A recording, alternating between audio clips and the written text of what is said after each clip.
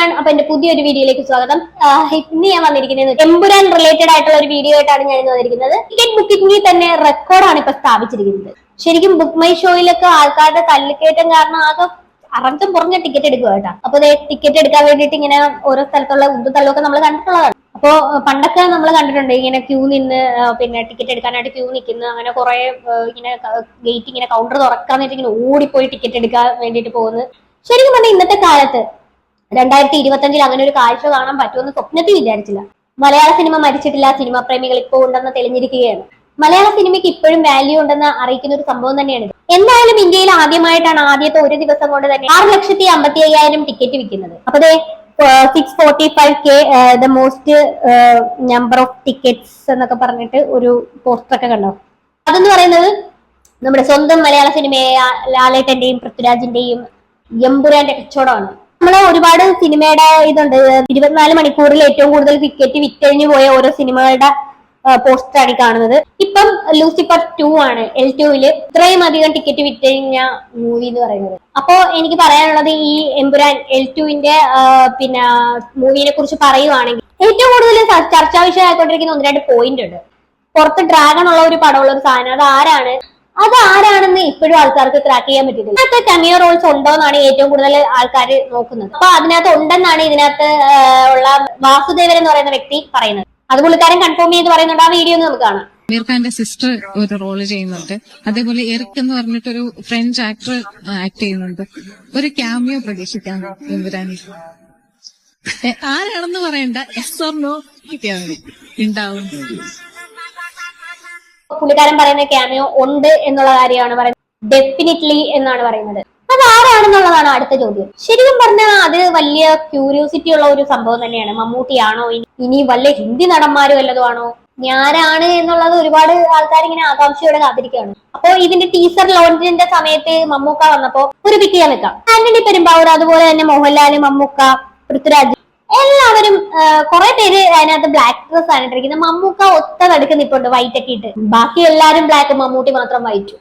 അന്നേരം ഡൗട്ട് അടിച്ചാണ് മമ്മൂട്ടി എങ്ങാനും ഇതിനകത്ത് ഉണ്ടോ. എന്തായാലും മൊത്തത്തിൽ ഡൗട്ടുള്ള ഒരു ഫിലിം തന്നെയാണിത്. ഈ ഒരു സെയിം ക്വസ്റ്റ്യൻ ഇതിന്റെ മുരളി ഗോപിനോട് ചോദിച്ച സമയത്ത് പുള്ളിക്കാരൻ പറഞ്ഞത് ഒന്നും അറിയത്തില്ല എന്നുള്ള രീതിയിലൊക്കെയാണ് പുള്ളിക്കാരൻ പറയുന്നത്. ഞാൻ ആ ഒരു സീൻ വെക്കാം. ടീസർ ലോഞ്ച് സമയത്ത് എല്ലാവരും ബ്ലാക്കിൽ വരുന്നു, മമ്മൂക്ക മാത്രം വൈറ്റിൽ വരുന്നു. അതിലെന്തെങ്കിലും ഒരു സസ്പെൻസ് എലമെന്റ് ഉണ്ടോ? ഒരു അങ്ങനെ ഒരു പ്ലാൻഡ് ആയിരുന്നു അത്? ശബ്ദ സാന്നിധ്യമായിട്ടെങ്കിലും മമ്മൂക്ക സിനിമയ്ക്കകത്ത് ഉണ്ടാവുമോ? അതിനെ കുറിച്ചൊന്നും ഞാൻ ശബ്ദ സാന്നിധ്യം, അതായത് തുടക്കത്തിലൊക്കെ ഇങ്ങനെ കൊടുക്കുമല്ലോ ശബ്ദം, അതായിട്ടെങ്കിലും മമ്മൂക്കായെ കുറിച്ച് ഉണ്ടോ എന്ന് ചോദിച്ച സമയത്ത് അപ്പൊ പുള്ളിക്കാരൻ പറഞ്ഞ കാര്യം എന്ന് പറഞ്ഞാൽ അതേപ്പറ്റി ഞാൻ ഒന്നും ഇവിടെ പറയുന്നില്ലെന്ന് നൈസായിട്ട് അങ്ങോട്ട് ഒഴിഞ്ഞു പറയും. ശരിക്കും പറഞ്ഞാൽ ഉണ്ടെന്ന് തോന്നുന്നു, അല്ലെങ്കിൽ ഇല്ലെന്ന് തുറന്ന് പറയാമായിരുന്നല്ലോ. ഉണ്ടെന്ന് പറഞ്ഞിട്ടും ഇല്ല, ഇല്ലെന്ന് അങ്ങോട്ട് തീർത്ത് പറഞ്ഞിട്ടും ഇല്ല.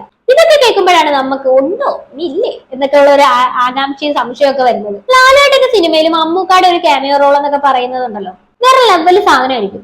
ശരിക്കും പറഞ്ഞാൽ ഫസ്റ്റ് ദിവസം തന്നെ എനിക്കിത് കാണണമെന്ന് ഭയങ്കര ആഗ്രഹമുണ്ട്. അല്ലെങ്കിൽ പിന്നെ ഏതെങ്കിലും നാറികൾ വന്നിട്ട് ഇതിന്റെ കാര്യം ഒന്ന് ബ്രേക്ക് ചെയ്ത് കളയും. അതിന്റെ ആ ഒരു സസ്പെൻസ് ഉണ്ടല്ലോ, അത് ഫസ്റ്റ് ഷോയിൽ തന്നെ കാണുന്നതായിരിക്കും ഒരു രസം. അപ്പൊ നമ്മുടെ ചെകുത്താനെ അറിയാമല്ലോ എല്ലാവർക്കും. നമ്മുടെ എലിസബത്തിന്റെ ഇഷ്യൂ നടന്നപ്പോ തോക്കിന്റെ കാര്യമൊക്കെ പറഞ്ഞിട്ട് വന്ന നമ്മുടെ ചെകുത്താന് പണ്ടേ മോഹൻലാലിനെ കണ്ടുകൂടാ. മോഹൻലാലിന്ന് കേൾക്കുമ്പോ തന്നെ പുള്ളിക്കാരൻ ഒരു ചോർച്ചിലുള്ളതാണ്. പുള്ളിക്കാരന്റെ ഒരു വീഡിയോ കാണിച്ചു തരാം. എമ്പുരാന്റെ ട്രെയിലറെ കണ്ടു കൊള്ളാന്നൊക്കെ ഞാൻ പറഞ്ഞില്ല. അപ്പൊ ഈ പടത്തിന്റെ റിലീസ് മാർച്ച് 27-നാണ്. പക്ഷേ വേറൊരു പ്രശ്നമുണ്ട്. നേരത്തെ റിലീസാക്കിയാലും നന്നായി. പിന്നെ ഒരു 10 ദിവസം കൂടെ കഴിയുമ്പോഴത്തേന്, ഒരു 10-12 ദിവസം കഴിയുമ്പോഴത്തേ ഈ സാധനം വരുന്നുണ്ട്. ഇത് കണ്ടോ, ഏപ്രിൽ 10.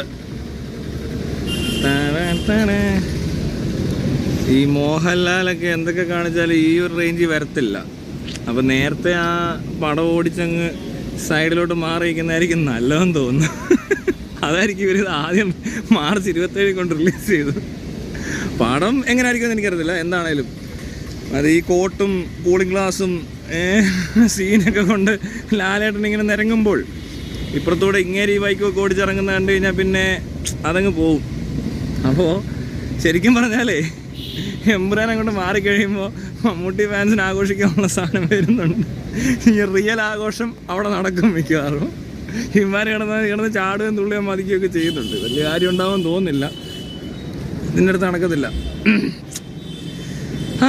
എന്തിലാട്ടെ എന്താണ് ലാലേട്ടൻ നിങ്ങൾ പിടിച്ച് കടിച്ച? ലാലേട്ടന്റെ വളർത്തനോട് ഈ പുള്ളിക്ക് ഭയങ്കര ചൊറച്ചിലാണ്. ശരിക്കും പറഞ്ഞാൽ മമ്മൂക്കാടെ ആ ഒരു സിനിമയെ കുറിച്ച് കമ്പയർ ചെയ്യേണ്ട യാതൊരു കാര്യമില്ല. ഇത് രണ്ടും രണ്ട് രീതിയിലുള്ള ഒരു സാധനമാണ്. ശരിക്കും പറഞ്ഞു കഴിഞ്ഞാൽ ഈ മമ്മൂക്ക മോഹൻലാൽ തമ്മിലുള്ള റിലേഷൻഷിപ്പ് എന്ന് പറഞ്ഞാൽ നമുക്ക് വളരെ വ്യക്തമായിട്ട് അറിയാവുന്ന ഒരു കാര്യമാണ്. ഇപ്പൊ കേട്ട ഒരു കാര്യമാണ്, നമ്മുടെ മമ്മൂക്കയ്ക്ക് വയ്യാന്ന് പറഞ്ഞുകൊണ്ട് പിന്നെ മോഹൻലാൽ ശബരിമലയിൽ പോയി വിശാഖ നക്ഷത്രത്തിലെ മുഹമ്മദ് കുട്ടിക്ക് ഒരു അർച്ചനയോ വഴിപാടോ എന്തോ നടത്തിയിട്ടുണ്ടായിരുന്നു. അവിടെ തന്നെ മനസ്സിലാക്കാൻ പറ്റും അവർ തമ്മിലുള്ള ഒരു ബോണ്ടിങ് എത്രത്തോളം ഉണ്ടെന്ന്. എവിടെയോ താന്നു പോകുന്ന മലയാള സിനിമയെ പൊക്കിയെടുത്തോണ്ട് വന്ന രണ്ട് വ്യക്തികളാണ് ഇവരെ തമ്മിൽ അങ്ങോട്ടും ഇങ്ങോട്ടും കമ്പയർ ചെയ്യാൻ പോലും പറ്റത്തില്ല. ശരിക്കും പറഞ്ഞാൽ ഇപ്പോഴും കുറെ കൂതറ ഫാൻസുകാർ കിടന്ന് അങ്ങോട്ടും ഇങ്ങോട്ടും കിടന്ന് എന്തിനാണ് ഇതൊക്കെ? ശരിക്കും പറഞ്ഞു കഴിഞ്ഞാൽ ഈ ചെകുത്താൻ ഈ ഒരു വീഡിയോ എടുത്തിരിക്കുന്നത് തമ്മിൽ തെളിക്കാനുള്ള പരിപാടിയാണെന്ന് എനിക്ക് തോന്നുന്നു. എന്നാലും ഈ വീഡിയോ ഒന്ന് കണ്ടോക്കെ. Yes, yeah. Actually, Malayalam films are based on content. Yeah. They are not very much particular. They are not particular about the budget. But this film is based on budget. No, concept. no, not at all. This is also based on content only. Okay. Yeah, the content is expensive. That's all. But the last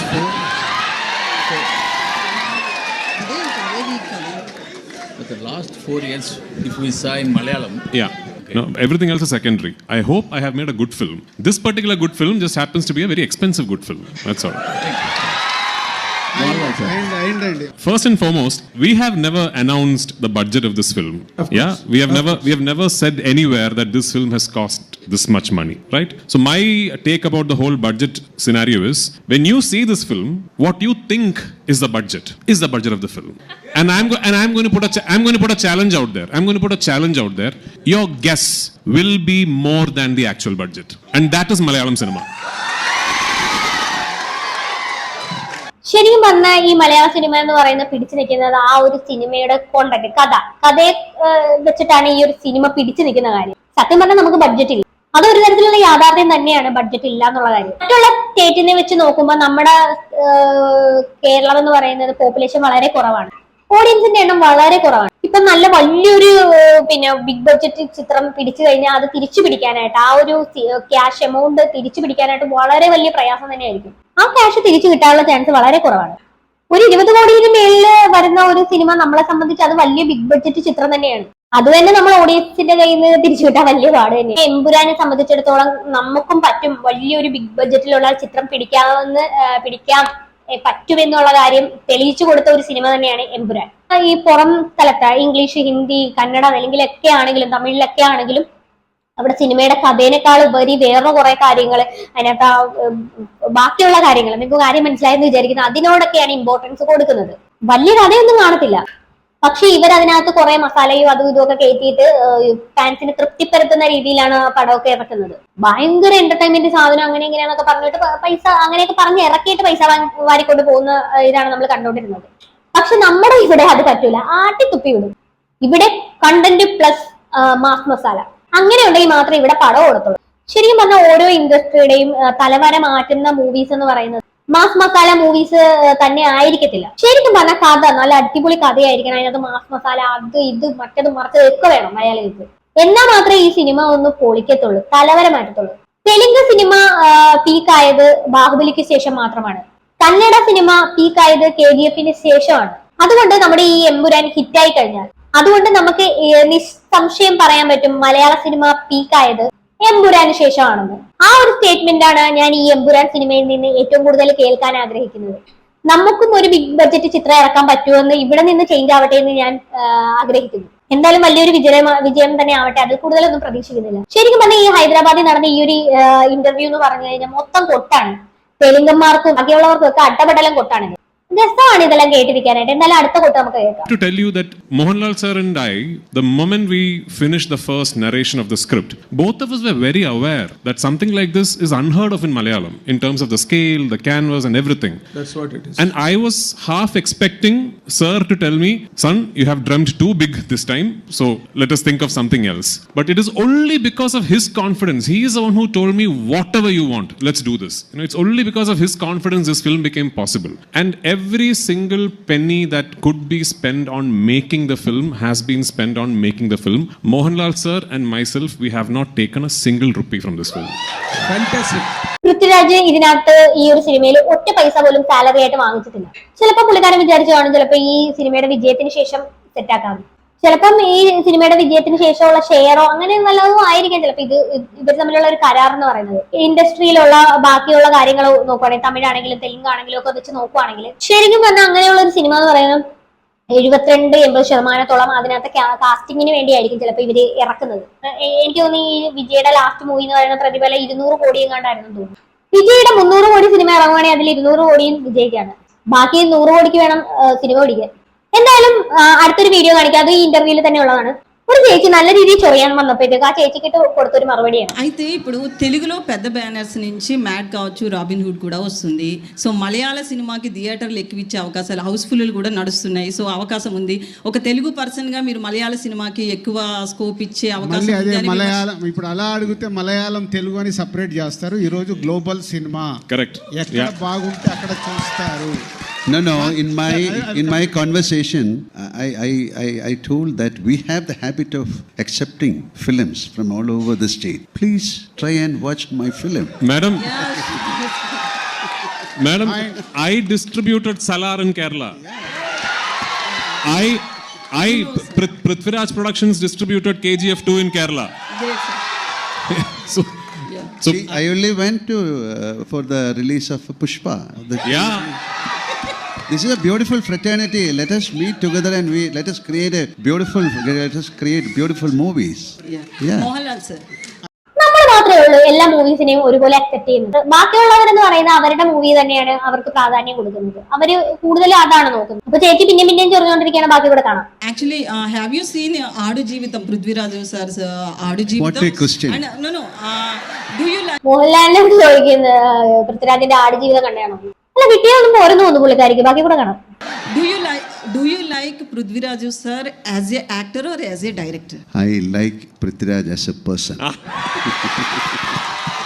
As a person. Sir, Prithviraj sir. Actually, Mohanlal sir is a legendary actor. Directing as such a hero, very difficult. No. I mean, if you have any one more scene, did you tell him any hesitate scene? You know why some actors become legends? Because they are very easy to work with. The legends are the easiest actors to direct, actually. Mohanlal sir is the easiest actor to direct. Yeah. Do you think that I am that complicated? What is the toughest part for you for this film? So far, nothing. There's nothing called tough. Like, this is a beautiful journey. This is a film shooting. There's nothing called tough. When it comes to a physical, like maybe some action portion, otherwise, this is a beautiful entertainment land. It's like a picnic. Seeing two living legends in front of me. So my question to Prithviraj is, I have two questions. First question is, if you ever in the future as a director, would you be interested in doing a historical epic? Yes. Brilliant. അപ്പൊ അത് കണ്ടില്ലേ, ഒരു cinema ഉണ്ടാവുന്ന ചോദിക്കുമ്പോ മോഹൻലാലിന്റെ നമ്മുടെ പൃഥ്വിരാജിന്റെ ഒരു നോട്ടം കണ്ടോ മോഹൻലാൽ ഇങ്ങനെ നോക്കിയിട്ട്? എനിക്ക് ഇത്രയ്ക്ക് പറയാനായിട്ട്. എന്തായാലും എമ്പുരാൻ റിലീസിന് വേണ്ടി വെയിറ്റിംഗ് ആണ്. എന്താണ് ഇത് കേട്ടിട്ട് നിങ്ങളുടെ അഭിപ്രായം താഴെ കമന്റ് ബോക്സിൽ കമന്റ് ചെയ്യുക. അടുത്തൊരു വീഡിയോ കാണാം. അതുവരേക്കും ബൈ ബൈ.